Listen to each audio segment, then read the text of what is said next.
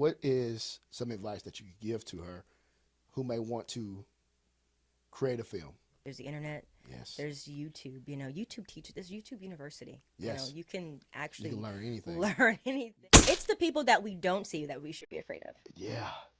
That's power. That shit's scary too, dude.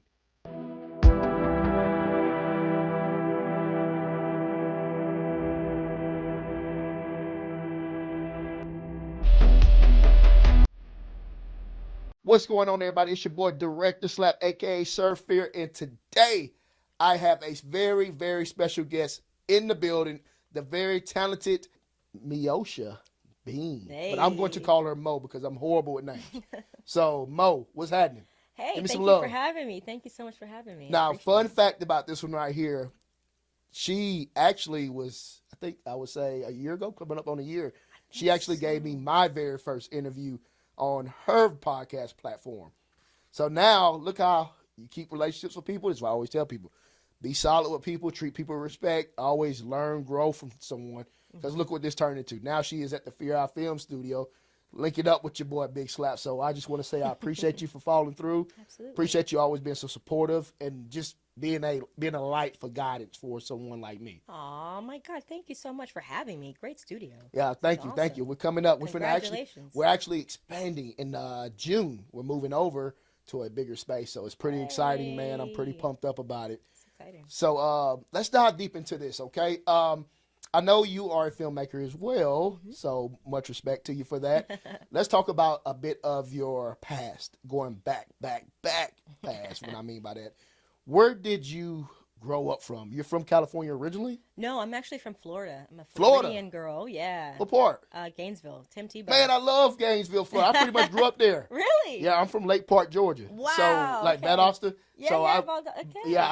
I went back and forth to Gainesville, Florida all the time. Used to always go to the mall there all the time. Oh, wow. Yeah, like That's every so weekend. Crazy that we never ran into each other. Yeah, that's wild. That's wild. So from Gainesville, Florida. So Yeah.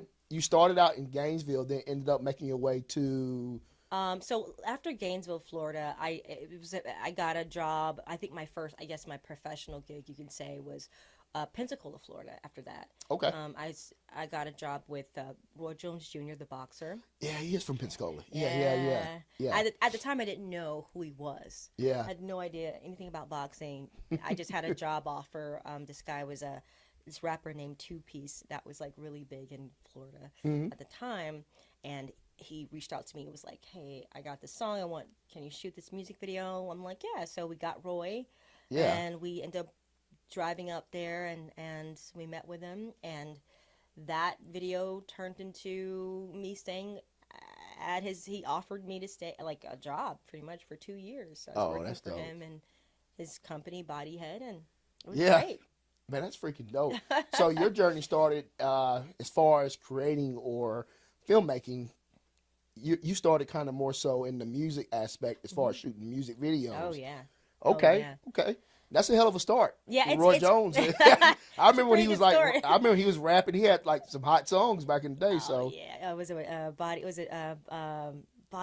Yeah, Videos or whatever. Yeah. His company, Yeah, and- Roy was doing it all, man. So shout out to Roy Jones, man. Shout out to Yeah. Roy. So Pensacola, and then you ended up making your way to California. It was a little pit stop. So I'm kind of a gypsy. I move around a lot. I don't know. I get kind of antsy and just bored. Yeah. And I have Yeah. to change my scenery for sometimes. So I end up moving to Colorado for a little bit. Stayed there for 2 years, and then I think after I was doing some films out there, and then I was like, well, I better do. If I don't do it now, it's now or never kind of thing. So I drove my crap car from Colorado Springs to California. Wow. No plan whatsoever. I just knew a guy from Facebook that was we were kind of chatting online, and he was like, hey, if you come to Los Angeles, give me a call. I know I'm kind of crazy, but Yeah. I did call him when I arrived to Los Angeles, and I gave him a call, and he was like, hey, here's my address, come to my house. And I was like, okay. In hindsight, I would not recommend anyone doing that because it's not safe. Because who knows? It could have been I could have been dead. Yeah, or something. But it turned out to be an awesome thing. End up working out. Yeah, he's one of the top music videos in Hollywood. He shot like Soldier Boy. I mean, everybody like Blink 21, everyone in the Oh, business. wow. And I showed him my reel. I have everything in my car. Opened my laptop, and he loved it. And he's like, "How do you feel about starting? Tomorrow?" I was like, "Really?" He's like, "Yeah."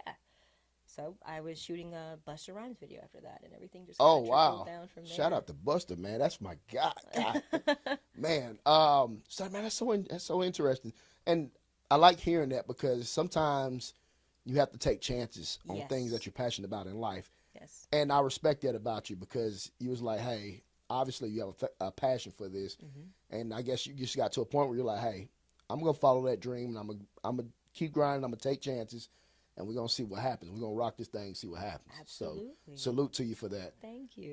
Where did you start making your transition from music videos to creating films? Great question. I think for me, it was after I got on to his company, working for him for about, I think, 7 months, and I had to leave after that. And I think I got to a point where I was like, I want to start making my own stuff, because you hear people say, well, if you want to get out there, you got to create your own, work, and That's right. and so I went to film school myself, so Full Sail University, and Okay. did cinematography. So Nice. cinematography to doing directing and or shooting and directing that stuff. Okay. So then I just got a camera. I just got some friends and we just started shooting stuff. Just start shooting. And then that moved into I met a guy at a coffee shop. It's Los Angeles, and at the time it's like, you'll see like a random celebrity just like walking around. Yeah. It's Yeah. normal. And he was in the coffee shop, and we ended up talking, and he was like, I have a script. He's like, I would love for you to read it. And then we actually started talking. And so he gave me that job, and I was on a movie, a feature film. Oh, nice. I shot the whole thing. It's with some celebrities, a guy from The Parkers, Dorian Wilson, Rhonda Mormon from Wicked, Mark dope. Ridley, who's director, and then I was a cinematographer, head cinematographer. Oh, that's dope. That's dope. It was cool. I didn't know what I was doing, but I did it. Yeah, yeah. It was great. When I first broke into the film, I guess you could say the film business, especially film directing, I I'm just a fan of film. I'm just a fan of movies, in Yeah. particular horror films, which we're going to tap into. But I'm just a fan of it. So I was just like, man, I got a lot of advice from my cousins who shoot films and things of that nature. But one thing I've learned, I always want to try to hold myself to like a standard. And I like to try to do a lot of studying and really try to learn a lot from whatever resources we have to learn from. The biggest resource to me at the time was YouTube. So I would get on YouTube and just watch videos on how to make films. Yeah. You know what I mean? Yeah. Things like that. Just try to broaden my knowledge on it. Writing scripts, tightening up on scripts, things of that nature. I've always wrote, but being able to actually take stories and turn them to scripts was something I felt like I had to like become a student of. I love that. So much respect to you from following your passion, learning about different things, and then letting that lead to feature film. Yeah. You know what I mean? That's dope.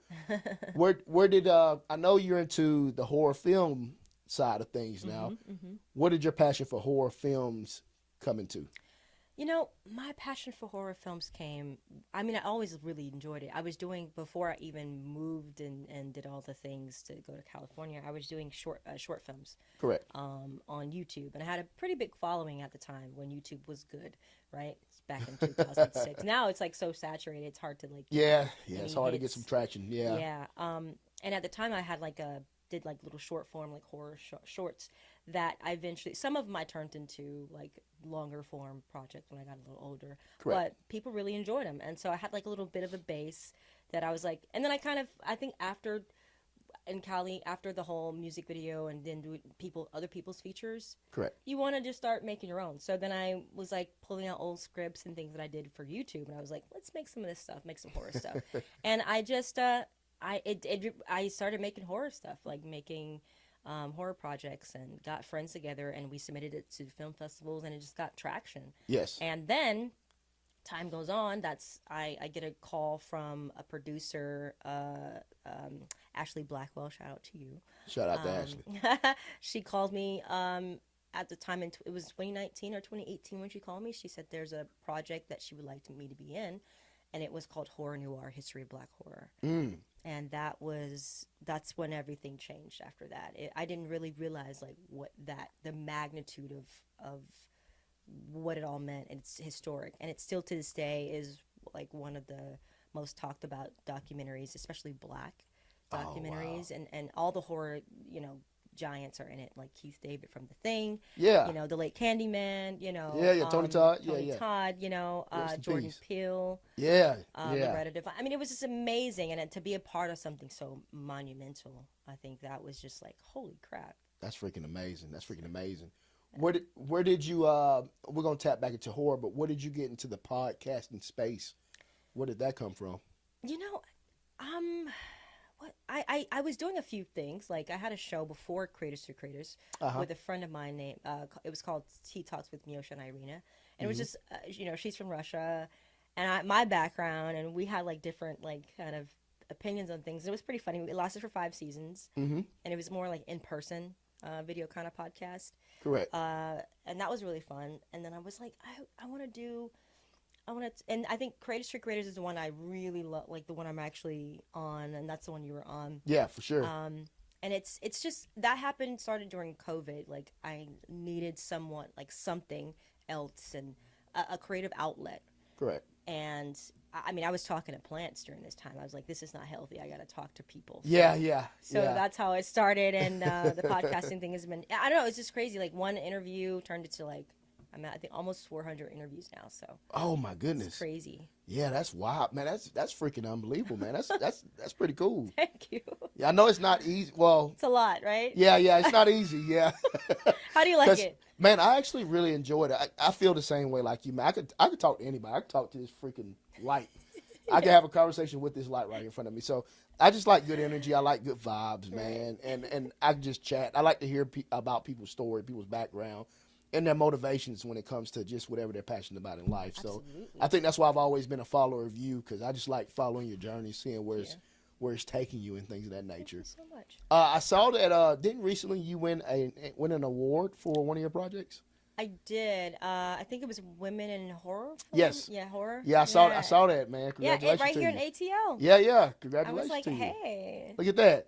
You're in the city just taking over. Well, I'm trying. Yeah, it's not a lot as far as at least I don't see a lot of us in the horror aspect as far as directing. It looks like it's starting to kind of happen more now. Oh, really? But especially women.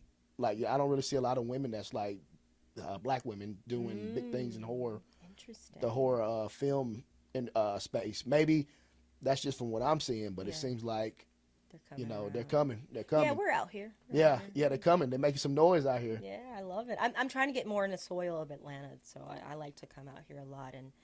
You told me that before too. You told me that you like being in the city, don't you? I do, because it's I love what I love about it is that it has like historic, obviously, stories here. I mean, you feel it when you come. Like the. You should really go to Savannah if you've never been. Savannah, I haven't been yet, but I hear it's. I'm sure my boy Life been. We could tell you about Savannah. Hey, I shot my ghost show, Atlanta's Most Haunted Locations there. Yeah. Savannah's the real deal. It's creepy. Oh yeah. We have to set it up. We'll have to have you as a guest on that show. I would love that. I don't know if you're into. Well, you're a horror person. I'd be down. I'm sure you'll be down for some ghost hunting. But sure. When I shot in Savannah, we went to one particular place, and it was in like this area was like a freaking bloodbath for like all types of shit that's happened. So as soon as I walked into this area, she warned me before we stepped in there. As soon as I stepped foot in there, I felt it's like you felt the temperature change. Ooh. So I'm talking about 10 steps into this area. I was like, man, I feel like I'm being watched. Oh, that's eerie. And she's talking to me. And I'm just looking around. And then I look over to my left when she's talking. Because I'm not looking at her at all while we're talking. Right. I'm just like, you're like, what? I'm like, somebody's freaking watching me. Yeah. So I look over in between some trees, and it's like, holy shit. I felt like it was someone standing in between, like it was a spirit or presence standing in between trees watching me. And I was like, that's somebody over there? Then when you start kind of like starting to zone in, like trying to focus while she's talking. I'm sitting there looking. You can see it on camera too. When I'm sitting there looking away from her, and then it's like, nah, nothing was there. But she was like, oh yeah, I see. Like when I do these tours, I see different apparitions of people here all the time. But yeah, Savannah, Georgia has a lot of history, and I highly recommend you go visit. You talk about Georgia history. Savannah's the real deal. I think it's I think it's when people when I say I love horror, I think it's changed over the years. Like I love every aspect of it, but I really love the psychological, Yeah. the mental, like what makes someone tick. Yeah. You know, I like that too. Yeah. That is interesting to me. Yeah. Savannah. Yeah. I mean, that's, I grew up a fan of the horror films from like the 70s and the 80s. I consider that to be the highlight of horror cinematic history right there. It was that era of horror films. Because we got so many amazing projects during the time. Yeah. Nowadays, I think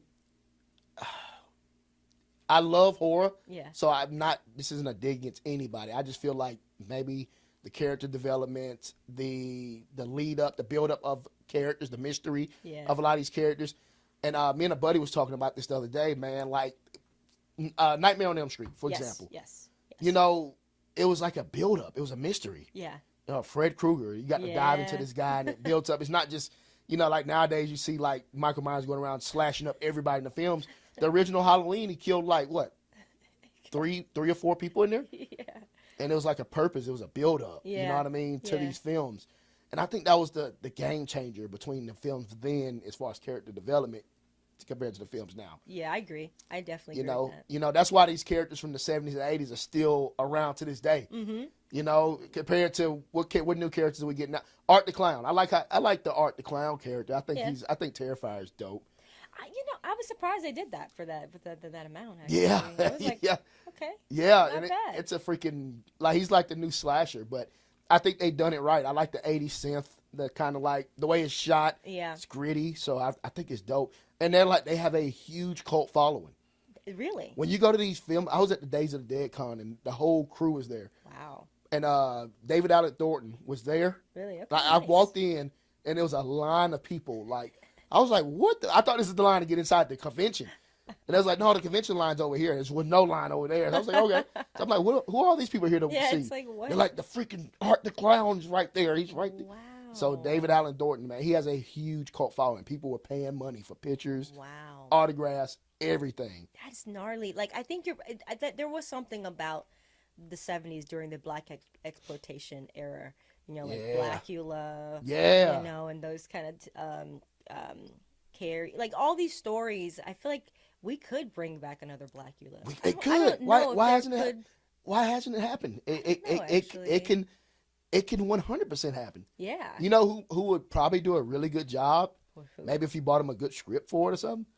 Jordan Peele probably would be the one to probably talk to. Blackula, yeah, he could actually, yeah. Yeah, I think Jordan Peele would be like, hey, this could happen. Maybe jump on as a producer on the or something. Heck yeah. And be like, hey man, what you think about this, man? Like, but Blackula would be dope to bring That back, would man. be amazing. Look what Sinners is doing. Sinners, oh my god, epic. I mean, one of the best films I've seen in a long time. I'm going to see it today after this. You are going to gag. It is so. Ryan Coogler is phenomenal. Like from Fruitville Station to Black Panther, Creed. Creed. Yeah. This guy can do anything. Shout out to Ryan Coogler, man, representing. Seriously, Shout out. People were saying, I was talking to somebody the other day, and they were like, "Oh yeah, you should work with Tyler Perry." I'm like, no offense, but yeah. No offense, but like Ryan Coogler is, man. There's some really good directors out there that are doing it, like beautifully shot. Like we just before you got here, me and my man was just watching this man break down IMAX and like different stills, different like. Oh yeah. On how things are shot. Mm-hmm. And this man is a freaking scientist. This man knows his stuff. He knows his and stuff. Like I said, no offense to Tyler, man. Much respect to Tyler, man. Tyler's opening doors. But to see what these other younger, a little bit more knowledgeable directors are doing, like this is unbelievable, dude. That film was beautifully shot.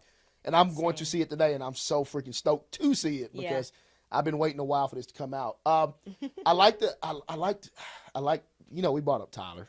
I gotta go boy. I gotta go back to my man Tyler. ATL. Tyler Perry. So how do you feel about Tyler and what he's doing for doing in the film business? I'm gonna be really honest. Hey man, that's what this is for. This is what this is. I'm gonna be really honest. I feel like Tyler Perry, I commend what he's done, like you said. I think what he's a great businessman, you know, in the aspect that he's went from Medea and he's, you know, figure out his audience. And it's a niche audience. He knows his audience. knows and his he audience. just keeps feeding them that same stuff, which is good. Good for Yeah, him. But I yeah. think it's detrimental to our community Absolutely. if we're Yeah, trying to get out of the stigma absolutely. of, but you know, black exploitation almost. He's Yeah, actually yeah. doing it. He's exploiting us in a way. If you look at his films, I have a lot of people who work with him and who work for him and who are currently working with him. They're like, why haven't you worked with him? I'm like, no offense, I just I don't like the stories. Everything is Yeah. the same. It's the same. It is. It's the Yeah. same trope. Yeah. And that's fine, but I feel like we can elevate and make more stories that are, and I think that's why no one's stopping him, to be quite honest. Yeah. He doesn't come off as a threat Yeah. Yeah. to the system. Yeah, You know what I'm yeah. saying? To the big Yeah. conglomerates. They're like, oh, Yeah. you keep making your movies, make that money. You're Yeah. not a threat. If you're actually talking about stuff that is elevating, that's going to make us look different and more powerful, then I think he would not be as far as he is. That's That's dope. That's just my... Dude, I love how you worded that. That was that was really beautifully. Hey, she shut it down. But hey, you know. But you know, everything you said, I feel the same way about it. He pays really well. I know that though. Yeah, That's why a lot of actors work with him. Yeah. He's keeping some. He's helping. He's definitely helping pay some bills for some actors that may have been needing a job, needing a check. I am a fan of, let's say, thrillers. I'm a huge fan of thrillers. Okay. Yeah. What is your favorite? I ain't gonna say thriller. What's your favorite horror film of all time? Oh, that's hard. Oh, I was gonna This say is thriller, tough. but I'm this is tough. gonna go horror This film is of all tough. time. This is tough. Can I say I have a favorite director? Yeah, definitely. I think Stanley Kubrick is one of my favorite directors of all time. Okay. I think he was someone that just challenges thought process. Like it was so deep and so many subliminals and methodical and just, I mean, stuff that you could rewatch and you're like, whoa, I didn't see that. Like, you know, Eyes Wide Shut. I don't know if you've seen that one with Tom Cruise and Nicole Kidman. It was like, I think Was this back in the 90s? Roughly, I think, Yeah, somewhere yeah. around there. I think I've seen it, but it's just been a while. yeah, it's one of the. I mean, he's amazing. But I think for me, why I like Stanley, he just was someone that was beyond his time, and he just knew. He knew cinema. He knew how to tell a story without feeding you stuff. And you can just like go back if you know. Like I love smart directors, people Yes. that make you think about things. Like your Chris Nolans and yeah. Yeah, or Jordan Peele. Jordan I think Peele. Jordan Peele has Yeah, it yeah, too. Jordan Peele's got it. I think he's got it He's too. got it. Which I am like, oh my god, you know, from Key and Peele to that, like stuff Dude, that he's doing. I never would. Dude, is amazing. you know, a lot of people shit on this film, but I thought it was absolutely fucking amazing. Nope was. I loved it. I thought that movie was fucking unbelievable. I compared. He was shooting from night or That's day crazy. for night. Yeah, that's crazy, It's ain't like, whoa. it? And I think Nope is like the new era Jaws. Mm-hmm. You know, because when I you know think what you about mean. it, it's like I know what you mean. this thing is a freaking beast Mm-hmm. eating people. That's what Jaws was. That kind of changed things up. I would like to see a Nope too. I would like to cool. see like an invasion of these things that come would back. Be cool. That would be freaking dope, man. That would be dope. But it's something about like he is somebody I would definitely like to just go under his wing and learn from. You know, like it'd be a dope collab, or even just be there, just pick up some knowledge from him, and just learn more from him. Him, Ryan Coogler, all these guys that are really making a mark, doing things outside the norm, doing That's things it. outside the single loud mom, you know, yes. stigma that we have. Yes, that's it. And I think that's what we need.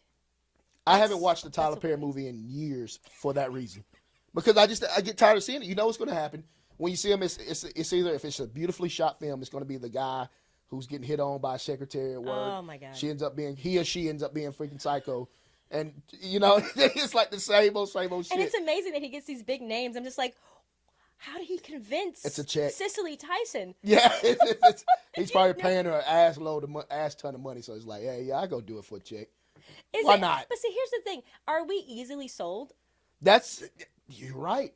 You're right. And now, Will money make you do, what change, will you do something strange for some, for some change? well, maybe that's probably why I'm not as far as I want to be. Because in the business of Hollywood, to do things strange, you can't, it's rewarded. Yeah. I mean, that's just like the real talk. I mean, I've been in some rooms, and I can imagine. I just did not want to do it because I was like, that's going to come back Yeah. and get me later. Yeah. As we see. Kind of like with the Diddy situation. Speaking of Diddy, man, how you feel about them Diddy parties? I will neither confirm or deny I've ever been to one of those. You think it went down? You think it goes down at those Diddy parties? I've been to some parties where it goes down. I've seen it go down. Oh, wow. There's some parties. These I've ain't been really, to some these, big parties. these ain't even parties. I come looking for some punch, and you Don't drink the Kool-Aid. they gonna have big slap in there, butt naked, stripping on the pool table. Like, man, I just remember drinking some stuff they bought me, and next thing you know, I woke up I have no idea where with I a was. banana between my. No, I'm just kidding. It's not true, kids. It doesn't really actually happen. No. This is wild to see. Like 20 fucking years ago, if you would have told me I'd be living a better life than Diddy right now, I'd be like, "There's no way. There's no way." It's hard to say that I'm living a better life than P. Diddy right now. I have my freaking freedom. I get to go to my own bed, sleep comfortably, and I don't have to deal with the amount of stress that he's dealing with, man. And I hate that because I grew up such a huge P. Diddy fan, man. Huge, Puffy. You know, I grew up in the Puff Daddy era. Puff. You know what I mean? I looked up to the guy at one point in time. I was like, man, Puff is motivation, dude. Yeah. Every time you see, I remember seeing Puff at Club Visions back when Atlanta was on fire. I remember seeing Puff in the club, man. Puff was in there going, wow. I bet. But I was like peon then, so I'm just sitting in the crowd just watching him. And I'm like, man, that man right there, man, that man motivates me to go get some money, motivates me to hustle. But here, that's the thing. I think that's why I feel like, and this is really what I feel like we as a community of Black people, if we want to change the system, right? It's like we have all these other people that came before us, and we see how they fell, right? Correct. We shouldn't. We got to go a different route because what happens is we get some money, and then we start to talk about change and helping our community, and then it's like. Then they come after you because it's like, oh, now you want to help your community. Now you want to help, yeah. Okay, we can't, because if we do get, if you think about it, statistically speaking, I'm sorry to get so deep. No, I like it. We are the consumers. We're the most consumer, like entertainment. They say we run it. We music. Black people are like one of the big. So if we're doing all these things, why the numbers are not adding up when it comes to what we've done and contributed to America? Why aren't we in those positions? There's a reason why. You know what I mean? So it makes sense to stop it. So you're Ryan Coogler's, yes, he can make his movies, but I think if he ever start to speak out even more about things, I think they would come after him too. Do you feel like that's what Kanye's going through right now? Absolutely. Yeah. Absolutely. People be like, oh man, he's losing his mind. I'm like, dude, you have no idea probably what this man has been through or seen or who's money's lost him. Or who's after him. Because he's people that like to talk shit about people like that. I'm like, dude, you probably 9 times out of 10, you probably never reached the amount of success this man had a major distribution deal with Adidas with his name on a fucking shoe. You don't have no idea how much money that man's pulling in, and when they pulled the plug from him, how much money this man's lost. So you just know, people be like, oh, he's crazy. And I'm like, no, man, you just don't know what that man's. Don't just assume because he's saying things that he's that are like completely crazy. Yeah. No, this man's seen things and been through things that we probably would never go through. I don't even think I would want to go through it. I wouldn't either. I'd rather just sit my ass, in a nice spot, chill, and avoid these Diddy parties, the baby oil, the I just want to sit my butt somewhere and just be left alone. Yeah. Do my films. And I think that's the thing. People think you can't be like, okay, what you're doing is creating your projects, right? You're getting them out there. People think, oh, well, that's not success. No, you're actually creating, you're putting it out there, you're making your money. That's success. You're actually doing it. It doesn't matter about the level of success. Exactly. I think some people want this. They want that microwave success. Yeah, they want to put it in the microwave 5 seconds and success come out hot. Yeah. And that's not how that shit works. That's not how it goes. And then, like, more money, more problems. Yeah. Really. It might work that way if you go sit on the couch or go to one of these parties and do something strange. But as we see, so many people are being affected by that. You know what I mean? Yeah. By that getting to success that type of way. Yeah. It's You not know what I mean? worth it. It's And not worth yeah, it. 100%. Hey, I want to ask you. I'm sorry that we have to get ready to start breaking it down, but I want to ask you 3 questions. I'm gonna say 3 words, Uh-oh. and I want you to say the first thing that comes to your mind. Okay. Okay? Okay. I'm ready. I'm scared. Oh man, don't be. First one, since we've been laughing and vibing, Mm-hmm. Diddy. Misunderstood. I like that. Okay. Mm-hmm. You think he's just a man party? I think it's probably people that's higher ups that's came after him. Yes. 1,000%. Yeah, it's people. 1,000. People think it's him. I'm like, dude, he's the fall guy. He's one of them, but he's not the. Oh, I can imagine, dude. They probably got some dudes. It's the people that we don't see that we should be afraid of. Yeah. That's Well, power. that shit's scary too, dude. When you start getting into that world, and that shit's scary, dude. Like, oh Lord, I don't hope I never get involved in that. But That was a choice though he made years ago, yeah, and I think he had to keep up his deal at Yeah. the end of the day. you got to keep up the bargain. And then if you don't, or They you're get out your ass. of there. They come at your ass. I think that's why Kanye's doing what he's doing, because he's just like, you're not finna fuck me. I'm going to expose everything. Kanye's crazy enough to like fight back, Yeah. which I like though. I like Yeah, it. I'm I like, like he's it. such a Gemini. I Yeah, love yeah, it. yeah. He's not playing around. Filmmaking. Filmmaking, Mm-hmm. expression of art. I like that. Okay. Meosha. Creator. I like that. What's a word of it? What's some advice that you could give to any young girl, no matter the race, color, or creed? What is some advice that you could give to her who may want to create a film and they may feel like, hey, I don't know where to start? Honestly, I would say just start. Just look and look around. There's YouTube. We have access to. There's the internet. Yes. There's YouTube. YouTube teaches. There's YouTube University. Yes. You can actually You can learn anything. learn anything. Learn how to change your oil. Literally. Yeah. I would say definitely do your research. Study research. Figure out what you want. Know what your voice is. Know what you're trying to say. Correct. And follow that. And like relentlessly. Let no one talk you out of your mission that you're trying to, Follow your passion. share. Follow your dreams. Absolutely. Don't give up. Don't Definitely let anybody tell you that you can't do something. You know what I mean? Absolutely. I like that, man. I remember when we was on our last podcast, when me and you did, I told you what inspired me, which was Kevin Hart. Kevin Hart inspired me. Yeah. True story. Tagged Kevin Hart. He saw my story when I said about it. Hey, I love Hopefully that. he did. I saw his name on my thing at least. I was like, I screenshot everything. You're like, yeah. Kevin Hart saw this. Let's go. So 1 year later, Kevin Hart's getting close to that Kevin Hart collab. That's right. Speak into existence. Kevin, I'm coming, baby. I'm coming, dog. Meosha, tell the people how can they find you on social media and things of that nature.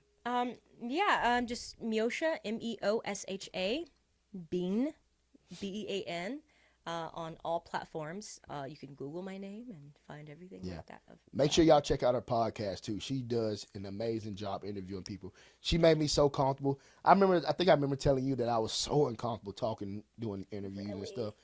But man, once I really kind of realized, I was like, man, I could talk to anybody. It's just talking. You know what I mean? Yeah. Just vibing. It's no script. It's no like questions. I'm sitting there reading. So what do you think about filmmaking? You know, it's unnatural to do that, man. Right. You just got to get in here. You just got to vibe, dude. Get in here, It's chill, an vibe. energy. It's an energy, I believe. Yeah. She's in Atlanta, man. Everybody make sure you tap in with her. She travels all over the place. So she's in your city, man. Y'all hit her up, man. Link up with her. Get some of her knowledge. She's always doing something special, and I'm so proud of her, and I'm happy for her, whatever journey life takes you. Thank you. Proud of you, and I'm happy for you. Thank you so much. Thank you for having me. Absolutely. We're going to do this again. Absolutely. You know we're going to run it back, right? Heck yeah. We're going to run it back.